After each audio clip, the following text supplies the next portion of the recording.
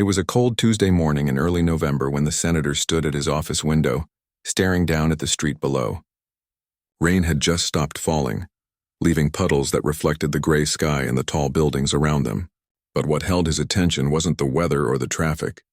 It was a man sitting on the sidewalk wrapped in a thin blanket, leaning against a brick wall.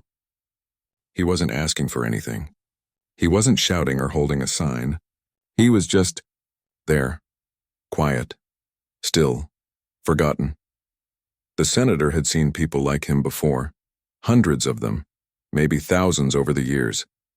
But something about this man's posture, the way he kept his eyes down, shoulders hunched like he was trying to disappear, struck a nerve. Just the night before, the senator had given a speech about affordable housing, about compassion, about fixing broken systems. And yet, here was someone living in the cracks of those very systems, invisible to most, ignored by many. He turned away from the window and walked to his desk. Papers were stacked neatly, budget proposals, policy drafts, letters from constituents. All of it important, all of it meant to help. But as he sat down, a quiet voice in his head asked a question he couldn't ignore. How can I fix what I don't truly understand? He'd read the reports. He'd met with experts. He'd visited shelters and spoken with nonprofit leaders. But he'd never been there. Not really. He'd never felt what it was like to be looked through instead of looked at, to be treated like a problem, not a person.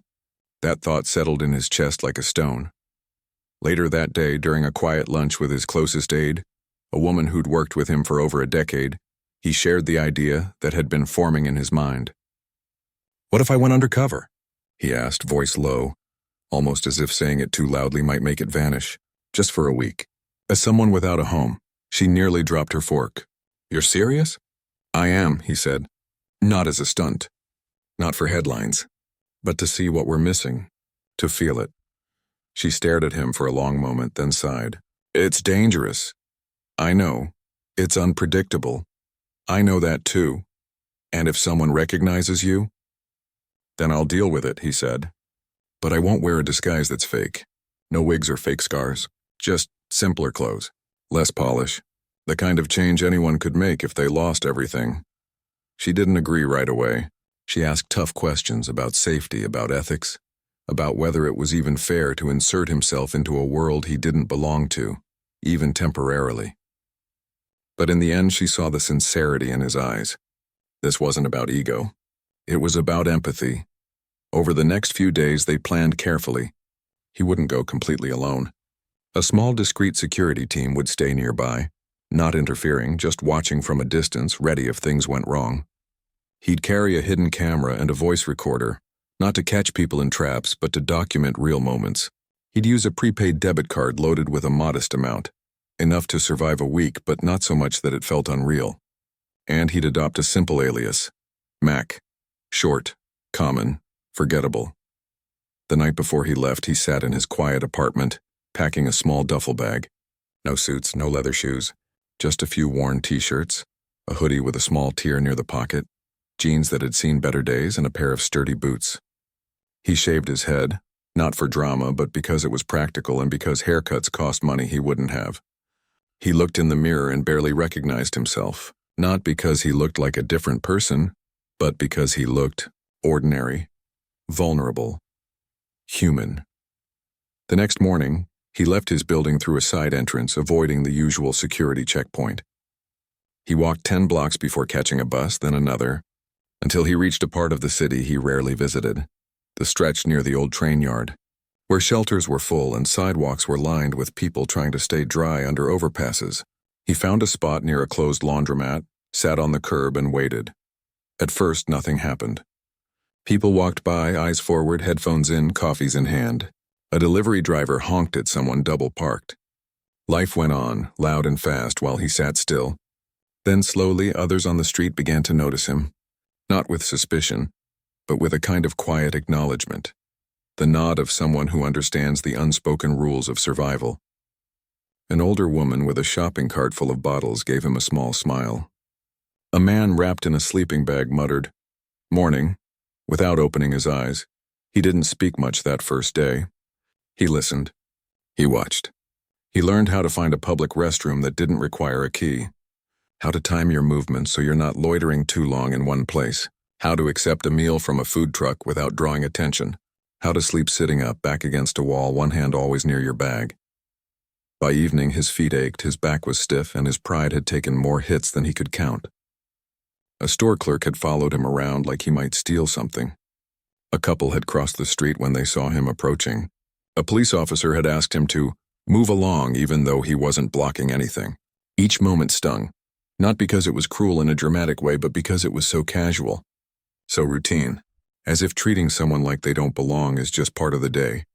That night, lying on a thin mat in a crowded shelter, lights too bright, voices too loud, the air thick with the smell of sweat and disinfectant, he thought about his warm bed back home, about the quiet, the privacy, the certainty that tomorrow would be safe.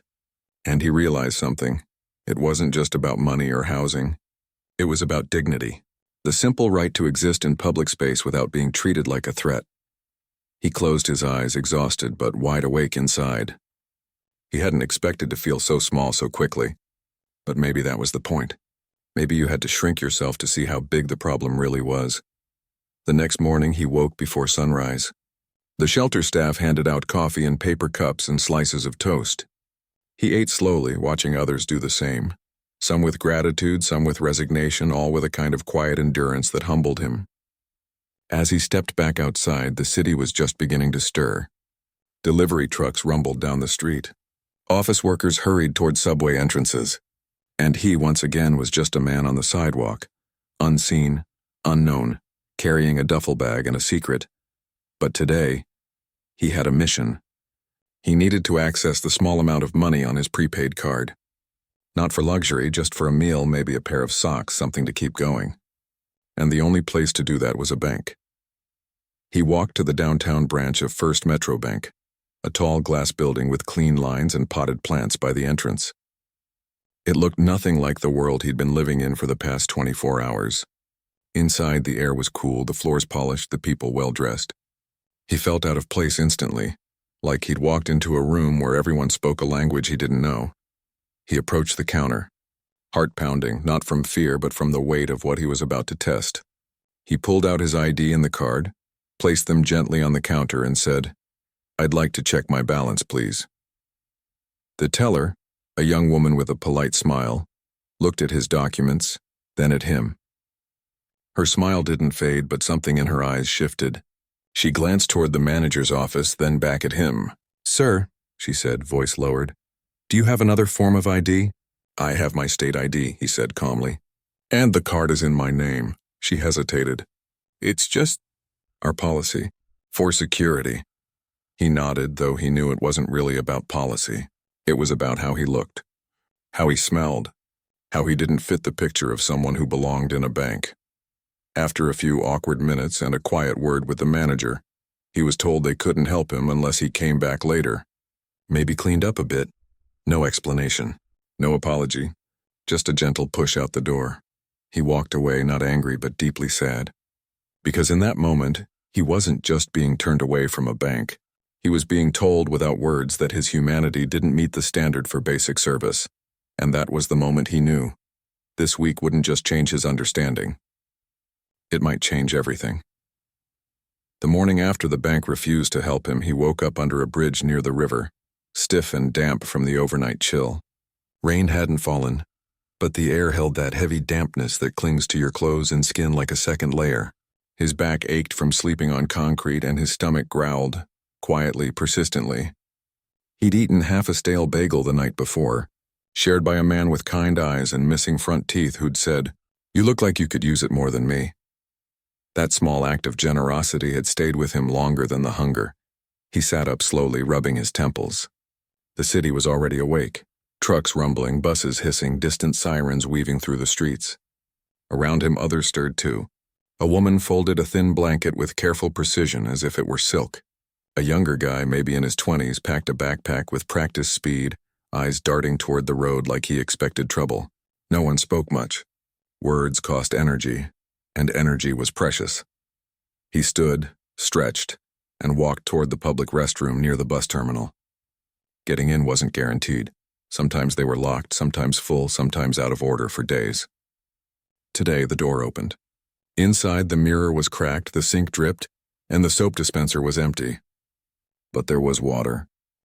He splashed some on his face, ran wet fingers through his short hair, tried to look less like someone who'd slept on the street. Not that it mattered much. He was learning fast. How you looked didn't change your situation. It just changed how people treated you. Back outside, he checked his prepaid card balance on a pay-as-you-go phone he'd bought with cash the day before.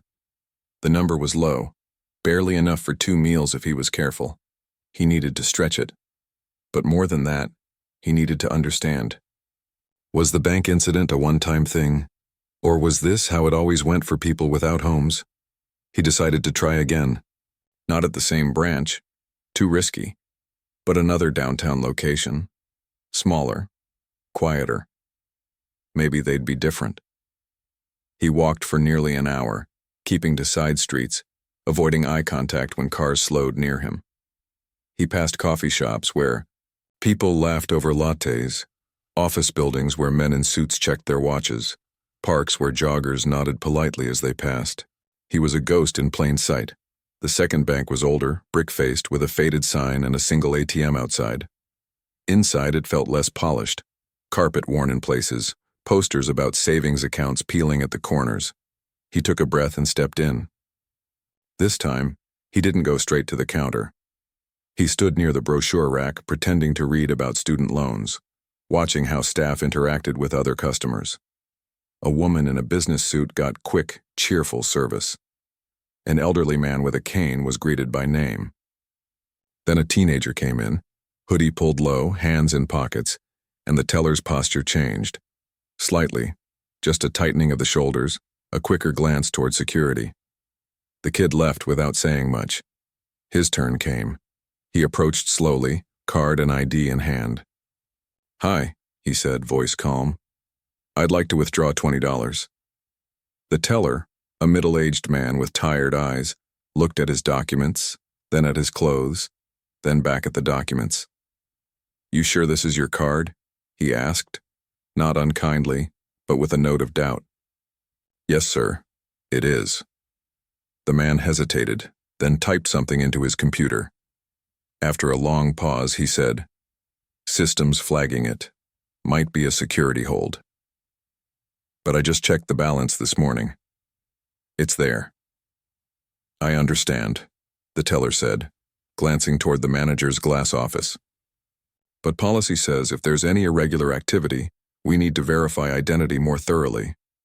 "What's irregular?" he asked gently. "I'm standing right here. I have my ID." The teller leaned in slightly, lowering his voice.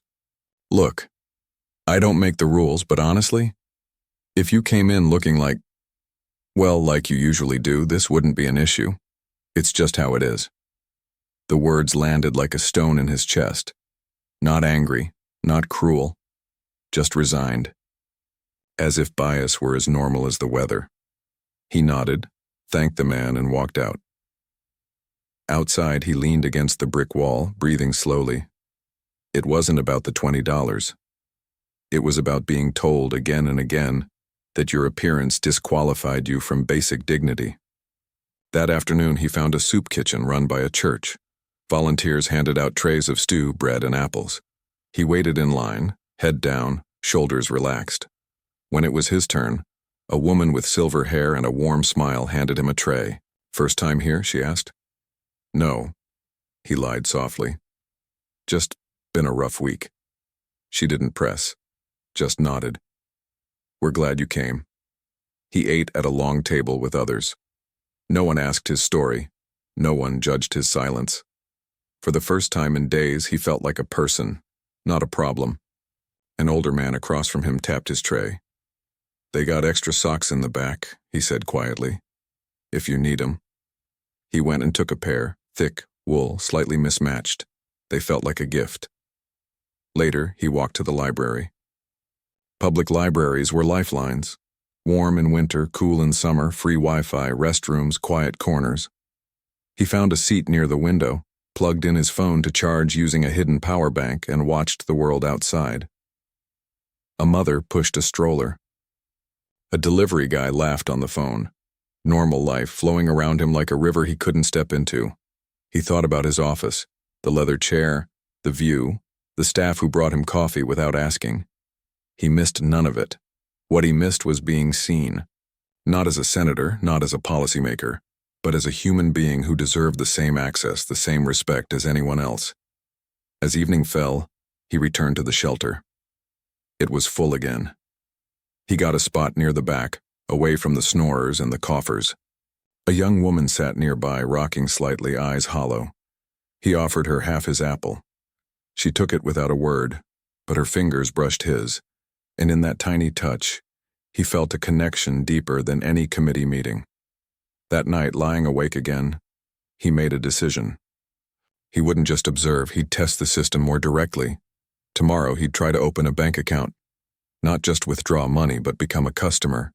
See if they'd let someone like Mac in the door at all. It felt risky, but necessary. The next morning, he washed up as best he could, put on his cleanest shirt, still stained at the collar, and walked to a third bank, this one part of a national chain, bright and modern, with digital kiosks and smiling greeters. He rehearsed what he'd say. "I'd like to open a basic checking account. I have ID and a small deposit." He stepped inside. The air smelled like coffee and new paper. Soft music played. A greeter, a young man in a crisp shirt, smiled. "Welcome. How can I help you today?" "I'd like to open an account," he said. The smile flickered, just for a second. Then the greeter nodded toward a waiting area. "Have a seat.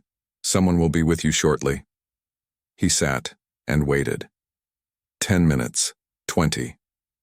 People came and went. Couples, students, retirees. None waited long. He watched as a teller glanced his way, whispered something to a colleague who then looked at him and shook her head slightly. After 30 minutes, a woman in a blazer approached. "Sir," she said, voice polite but firm, "I'm sorry, but we're not set up to handle new accounts for individuals in your situation right now." "My situation?" he asked calmly. She shifted uncomfortably. "We require a permanent address, stable income verification, and proper documentation. It's for compliance." "I have ID," he said, "and I have a deposit. Isn't that enough to start?" She hesitated. "Technically, maybe. But our system flags applications without a verifiable address. It triggers fraud alerts. So someone without a home can't have a bank account?" "It's not that simple," she said, glancing around. "But realistically, it's very difficult." He nodded. "Thank you for your honesty." As he turned to leave, a security guard appeared near the door, not blocking it, but standing close enough to be noticed. The message was clear. "You're not welcome here." Outside, the sun was bright, almost cheerful. He walked slowly, heart heavy but mind clear. This wasn't about one bank. It was about a system that assumed poverty meant dishonesty, that homelessness meant danger. And that assumption shut doors, real ones, and invisible ones, before a person even had a chance to speak. That evening, back at the shelter, he sat with a man named Leo, who'd been unhoused for 3 years after losing his job and then his apartment. Leo spoke softly, eyes sharp with intelligence. "Banks don't see us," he said. "They see a risk. A liability, like we're gonna steal or scam or vanish, but all we want is a place to keep what little we got safe. Is that so much?" "No," he replied. "It's not." Leo smiled faintly. "You're different. You listen." "I'm trying to learn." "You already know more than most," Leo said. "Most folks walk by like we're trash. You sit. You look us in the eye. That's rare." Those words stayed with him, because he realized this wasn't just about policy anymore. It was about presence. About seeing people, truly seeing them and refusing to look away. As he lay down that night, exhausted but awake, he knew what came next. He'd gathered enough. The footage, the notes, the conversations, they were pieces of a truth too many ignored. And soon he'd have to step back into his real life, back into his office, back into his role. But he wouldn't be the same. None of it would be the same, because now He carried their voices with him, and he wouldn't let them go unheard. The third day started with a sharp pain in his side, a deep ache from sleeping curled up on hard ground. He sat up slowly, wincing, and rubbed his ribs. Around him, the shelter was already emptying out. People moved with quiet urgency, folding blankets, zipping bags, stepping into the gray morning light like soldiers heading back to a war no one else could see. He followed them out, his stomach tight with hunger and something else. Determination. He'd made up his mind last night. If banks wouldn't serve someone who looked like him now, he needed to push further. Not to provoke, but to prove. He would go back to the first bank, the one that had turned him away so casually, and try again. This time not just to withdraw money but to open an account, to stand in line like any other citizen and ask for what should be a basic right, a safe place to keep your money. He walked the same route as before, past the same storefronts, past the same people who barely glanced his way. But this time he carried a small envelope with a folded $20 bill inside, the last of his emergency cash, and his ID. He'd washed his face at a gas station sink, combed his short hair with his fingers, and tucked in his shirt. It wasn't much, but it was the best he could do. The bank's glass doors slid open with a soft hiss. Inside, the air was cool and smelled faintly of lemon cleaner. A few customers waited in line. He joined them, standing quietly, hands at his sides. No one looked at him. No one moved away. But he could feel the shift, the subtle tension in the room when the teller behind the counter saw him. When it was his turn, he stepped forward. "Good morning," he said. "I'd like to open a basic checking account today." The teller, a woman he hadn't seen before, smiled politely, but her eyes flickered toward the manager's office. "Do you have your ID and proof of address?"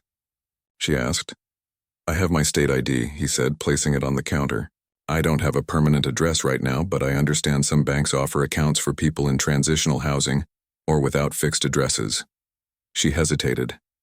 "Well, technically, we require a verifiable address for compliance with federal regulations." "I can use the shelter's address," he offered. "They allow it for mail." She typed something into her computer, then frowned. "It's not in our system. We'd need it verified." "I can call them right now," he said, pulling out his cheap phone. "They'll confirm." She glanced at her supervisor, who had appeared silently behind her. The supervisor, a man in a dark suit, gave a small shake of his head. Then he stepped forward. "Sir," he said, voice low but firm, "I appreciate you coming in, but opening an account involves a lot of paperwork, background checks, and ongoing verification. It's just not practical for someone in your circumstances." "My circumstances," he repeated gently. The man shifted. "We want to help, but we also have to protect our other customers. And honestly, accounts like this often become inactive or lead to overdraft issues. It's not fair to you or to us." It wasn't shouted. It wasn't cruel, but it was final. And it was wrong. "I'm not asking for a loan," he said. "I'm asking to deposit $20 and have a place to keep it safe." "Is that really too much?" The supervisor's expression softened slightly, but his stance didn't change. "I'm sorry. Policy is policy." He nodded, picked up his ID, and turned to leave. But before he reached the door, he heard a voice behind him. "Hey, security." He turned. 2 guards were walking toward him, hands resting lightly on their belts. One held a radio. "Is there a problem?" he asked. "No problem," the older guard said, not unkindly. "But the manager asked us to escort you out. Just to be safe." "For what?" he asked, keeping his voice steady. "Standard procedure," the guard said, glancing at the manager who had already turned back to his office. He didn't argue. He walked out with the guards flanking him, not touching him, but close enough that everyone in the lobby saw. A woman clutching her purse pulled her child closer. A man in a suit looked away quickly. The message was clear. "You don't belong here." Outside, the guard stopped at the sidewalk. "You're free to go," the older one said. "But maybe don't come back today." He nodded. "Thanks." He walked 2 blocks before stopping under an awning to catch his breath. His hands were shaking, not from fear but from anger. Not the hot, explosive kind, but the slow, deep kind that comes from watching injustice dressed up as routine. This wasn't about rules. It was about who gets to be trusted, who gets to be seen as worthy of basic services. And who gets treated like a threat just for existing? Later that afternoon, he returned to the riverbank where he'd slept the first night. A few others were there. Leo was sitting on a milk crate, mending a torn jacket with needle and thread. He looked up as he approached. "Rough day?" Leo asked. "You could say that," he told him what happened. Leo listened without interrupting, his hand still moving slowly over the fabric. When he finished, Leo sighed. "Yeah, that's how it goes. They don't say no outright. They hide behind policy or security, but it's the same thing. They don't want us in their spaces." "Why?" he asked. "What are they afraid of?" "Not us," Leo said. "They're afraid of feeling guilty. If they treat us like people, they'd have to ask why we're out here in the first place, and that's harder than just pretending we're not real." The words hit hard, because he'd done that too, before this week. He'd passed people on the street and thought, someone should help them, without ever asking, why aren't they being helped? Without ever seeing the systems that kept them trapped. That evening, he went to a different shelter, one farther from downtown, in a neighborhood with fewer resources. The line stretched around the block. He waited patiently, listening to conversations around him. A woman talked about her daughter, safe with a relative but missing her. A veteran spoke quietly about PTSD and how hard it was to find work when you couldn't sleep through the night. No one complained. They just shared, like passing warmth hand to hand in the cold. Inside, the shelter was overcrowded. Mattresses were placed inches apart. The air smelled of sweat, bleach, and old food. He found a spot near the back and sat down. A volunteer handed him a cup of soup and a slice of bread. "You okay?" she asked, noticing his quietness. "I will be," he said. Later, as lights dimmed and the room filled with the sounds of breathing and coughing, he thought about the bank again. Not just the rejection, but the quiet cruelty of it. The way they made him feel like the problem, not the system. And he realized something. This wasn't isolated. This was how exclusion worked. Not with signs that said no homeless allowed, but with polite refusals, with policy, with security guards called for no real reason. He pulled out his small notebook, water-stained, pages curling, and wrote, "Dignity isn't given. It's taken away piece by piece until you forget you ever had it." The next morning, he decided to try one last thing. He went to a credit union, smaller, community-based, the kind that prided itself on serving everyone. He walked in with the same ID, the same $20, the same hope. This time, the teller didn't hesitate. "Sure," she said after looking at his ID. "We can open a starter account. No minimum balance. You can use the shelter's address. We've done it before." He almost couldn't speak. "Really?" "Really," she said, smiling. "Everyone deserves a safe place for their money." Tears pricked his eyes, but he blinked them back. He filled out the forms, handed over the cash, and received a temporary card. It was flimsy, plain, nothing special, but to him it felt like a lifeline. As he stepped outside, the sun broke through the clouds for the first time all week. He stood there for a moment, holding the receipt like a promise. But the victory was bittersweet. Because he knew this was the exception, not the rule. Most people like Mac wouldn't find a credit union like this. They'd hit wall after wall until they gave up, until they believed they didn't deserve better. And that was the real shock, not just how one bank treated him, but how many would. How normal it had become to deny basic humanity, based on how someone looked or where they slept. He walked back toward the shelter, the temporary card tucked safely in his pocket. He wasn't just gathering stories anymore. He was carrying proof that the system wasn't broken. It was working exactly as designed. And if it was going to change, someone had to stand up and say, "This is not okay." He just didn't know yet that he'd be the one to say it out loud. The week ended on a Friday. Cold and overcast, the kind of day that makes you pull your coat tighter and walk faster. He stood outside the shelter one last time, duffel bag in hand, watching the city wake up. Cars honked. Buses rumbled. People hurried past with coffee cups and briefcases, eyes fixed on their phones or the sidewalk ahead. No one looked at him. Not really. And in a strange way, he was glad. It meant the disguise had worked. More than that, it meant he'd been seen exactly as he intended. Not as a powerful figure, but as someone invisible. He walked to a quiet park on the edge of downtown, where a bench sat beneath a bare oak tree. His aide was waiting there, holding a paper bag with clean clothes and a thermos of coffee. She didn't say much at first, just handed him the bag and sat beside him, giving him space. After a few minutes, she asked, "How bad was it?" He stared at his hands, chapped, dirty, nails broken. "Worse than I imagined," he said quietly.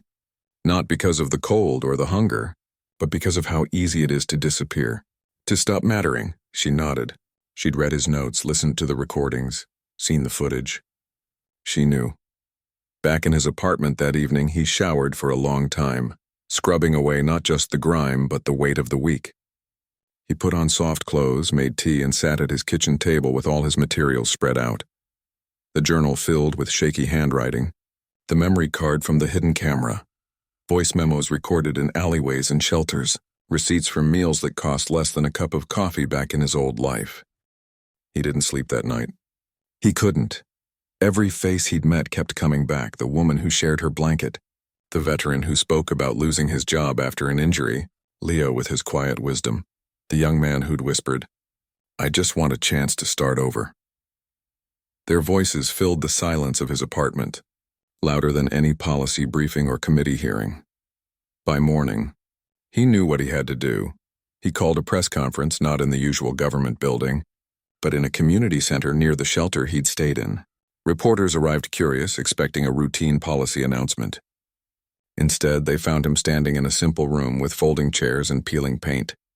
Wearing a plain shirt, no tie. "I spent the last 7 days living as someone without a home," he began, voice steady but raw, not as a gimmick, not for attention, but because I needed to understand what I've been failing to see. He didn't dramatize it. He didn't exaggerate. He just told the truth. About sleeping on concrete, about being followed in stores, about being turned away from banks not because he lacked documents, but because he lacked the right appearance. Then he played the footage. The room fell silent as the video showed him standing politely at the bank counter, asking for help. The teller's hesitation, the manager's quiet refusal, the security guards appearing out of nowhere, the way people in the lobby subtly moved away. No music, no narration. Just reality. When it ended, a reporter raised a hand. "Is this legal? What the bank did?" "I don't know if it's illegal," he said, "but I know it's wrong. And if our financial system treats poverty as a crime, then we've lost our way." News of the press conference spread fast. By noon, it was trending online. People shared the video. Some called it brave. Others called it staged. But most just asked, "Is this really how it is?" First Metro Bank responded within hours. A short statement. "We are reviewing our customer service protocols and remain committed to serving all members of our community." It sounded professional, safe, empty, but behind the scenes things were unraveling. Employees started talking. One teller, speaking anonymously to a local reporter, admitted, "We were told off the record that if someone looks unstable or homeless, we should call security or refer them to management." It wasn't written down, but everyone knew. Another leak revealed an internal email from a regional manager. "Customer experience is our top priority. Avoid situations that may cause discomfort to paying clients." The public backlash was swift. Social media filled with stories from others who'd been turned away from banks, stores, even libraries, just for looking poor. A nonprofit that helped unhoused people released data showing that over 60% of their clients had been denied basic financial services in the past year. First Metro's stock dipped. Customers closed accounts. A popular coffee chain announced it would no longer partner with them. The CEO, who'd never visited a branch in a low-income neighborhood, was suddenly on the hot seat. 2 days later, he got a call. The bank's head of public relations, voice strained but polite, asked if he'd be willing to meet. "We want to listen," she said, "and make real changes." He agreed, but only if representatives from homeless advocacy groups were at the table too. The meeting happened in a neutral space, a community room at a church. Bank executives sat across from shelter directors, social workers, and 2 people who'd lived on the streets. At first, the bank people spoke in corporate language, challenges, opportunities among stakeholders. But then a woman who'd been unhoused for 2 years leaned forward and said, "You don't need more data. You need more heart." Silence followed. Then, for the first time, one of the bank managers looked down and said, "You're right. Out of that meeting came real commitments: mandatory training on implicit bias for all staff, a new policy allowing accounts with shelter addresses, partnerships with nonprofits to offer on-site banking days at shelters, and a pledge to never again call security on someone just for their appearance. But the senator knew policy alone wasn't enough. So he introduced a new bill, the Dignity Banking Act. Simple in its goal, no financial institution receiving federal insurance could deny basic services based on housing status, appearance, or income level. It included penalties for violations and funding for outreach programs. Critics called it overreach. Some said banks needed discretion, but others, regular people, small business owners, faith leaders, spoke up. If you have ID and money, one pastor said on the news, you should be able to open an account, period. The bill gained support faster than anyone expected. Even some bankers, tired of the bad press and wanting to do better, quietly backed it. Through it all, he stayed in touch with the people he'd met. He visited the shelter again, not in disguise, but as himself. He brought socks, hygiene kits, and most importantly, time. He sat with Leo on the same milk crate drinking bad coffee from a paper cup, talking about nothing and everything. You change things, Leo said one afternoon. I hope so, he replied. But it's not about me. It's about making sure no one else has to feel invisible just to cash a check. Leo smiled. Still, thanks for seeing us. Those words stayed with him more than any headline. The media attention faded after a few weeks. Life moved on for most people. But for those who'd been denied dignity at a bank counter, something had shifted. A small credit union in another city started a welcome account for unhoused clients. A national chain updated its employee handbook. Shelters began offering financial literacy classes. And every time he passed a bank now, he didn't just see glass and marble. He saw a test of who we are as a society. Do we serve only those who look successful? Or do we remember that everyone deserves a chance to be seen, heard, and treated with basic respect? He still carried the temporary card from the credit union in his wallet. Not as a souvenir, but as a reminder that change doesn't always come from grand speeches or big laws. Sometimes it starts with one person refusing to look away. And sometimes it starts with someone willing to sit on the sidewalk, just to understand what it feels like to be forgotten. 6 months had passed since that week on the streets, and the city felt different, not because everything had changed, but because something had shifted in the air. It was subtle, like the first hint of spring after a long winter. People looked up more. Conversations happened where none used to. And in quiet corners of the city, small acts of dignity were taking root. The senator no longer wore a suit every day, not because he'd abandoned his role, but because he'd learned that real connection doesn't happen behind polished desks. It happens on benches, in line at soup kitchens, in the shared silence between two people who've both known hardship. He still went to the Capitol, still debated bills, still cast votes, but now he carried something with him that couldn't be written into law: memory. The memory of cold concrete under his back, of being ignored in a bank lobby, of the quiet strength in eyes that had seen too much and still chose kindness. One Saturday morning, he walked, not drove, to the same riverbank where he'd spent his first night as Mac. The weather was mild, the sun warm but not harsh. He wasn't in disguise. He wore jeans, a worn sweater, and no coat. He carried 2 paper cups of coffee from a local shop. Black for him, one with cream and sugar for the man he hoped to find. And there he was, sitting on the same milk crate, mending a pair of gloves this time, fingers moving with patient care. Leo looked up, saw him, and didn't seem surprised.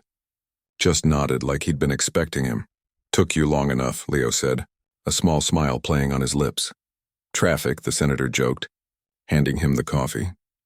They sat in comfortable silence for a while, watching the river ripple under the breeze. A few others were nearby, some sleeping, some talking, some just resting. No one stared. No one treated the senator like a celebrity. Here, he was just another person sharing space.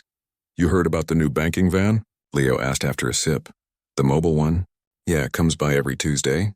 Lets folks open accounts, check balances, even get help with direct deposit. No questions, no judgment. I helped set that up, the senator said quietly, with the credit union and the city. I know, Leo said.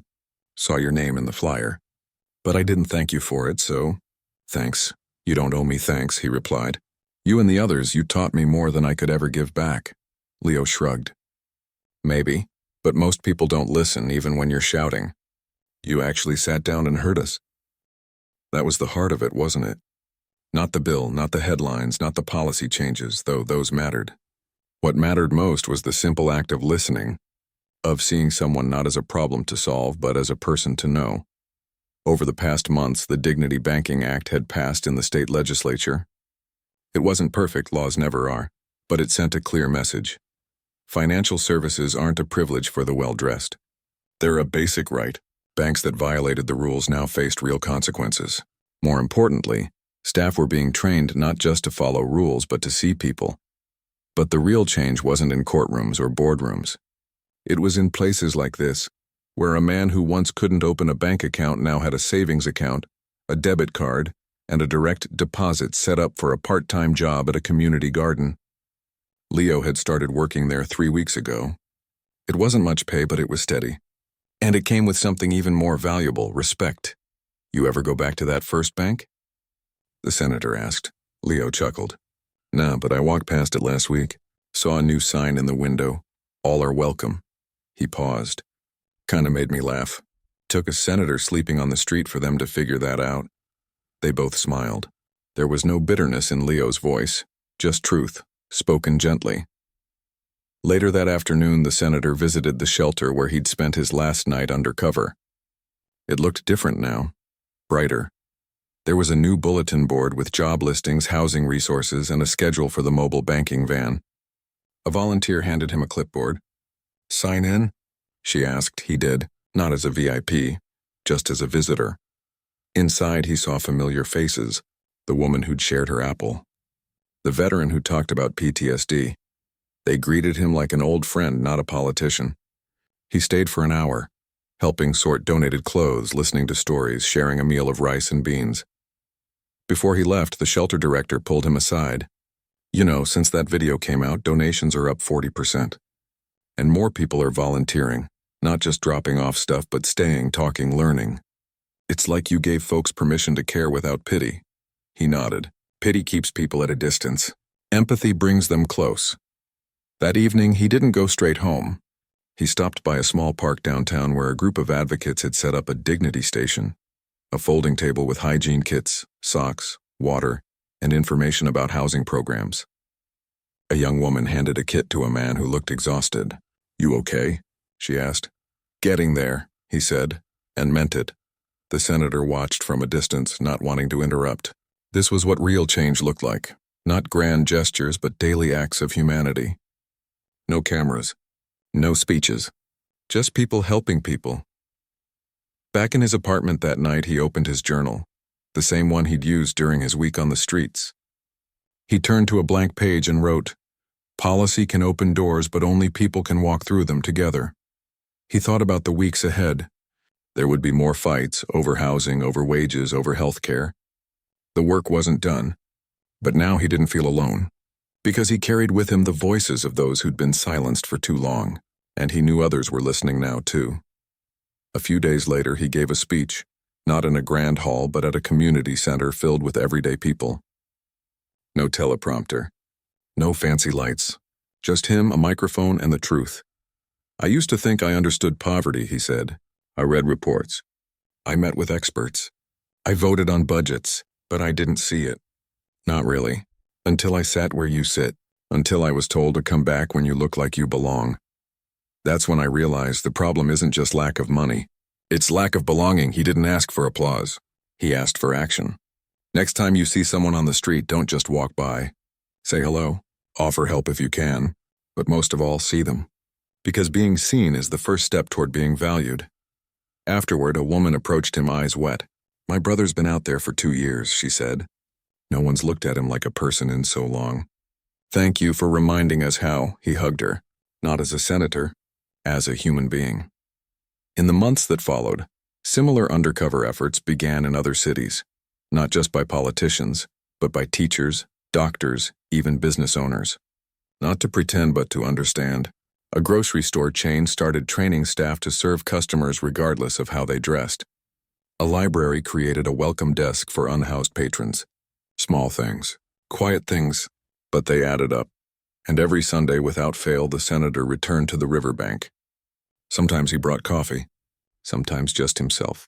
He and Leo never talked about politics or policy. They talked about the weather, the birds, the new bakery down the street that gave away day-old bread. Ordinary things, human things. One Sunday, Leo handed him a small potted plant, a sprig of rosemary. "For your window," he said. "It's tough. Grows anywhere, even in poor soil." The senator took it, touched. "Thanks." They sat in silence as the sun dipped below the buildings, painting the sky in soft oranges and purples. The city hummed around them. Cars, voices, life moving forward. And in that moment, there were no titles, no roles, no divisions. Just two people side by side sharing the same air, the same hope. Because real change doesn't always come with fanfare. Sometimes it grows quietly, like a plant in poor soil, nourished by dignity, watered by empathy, and given light by those who finally choose to see.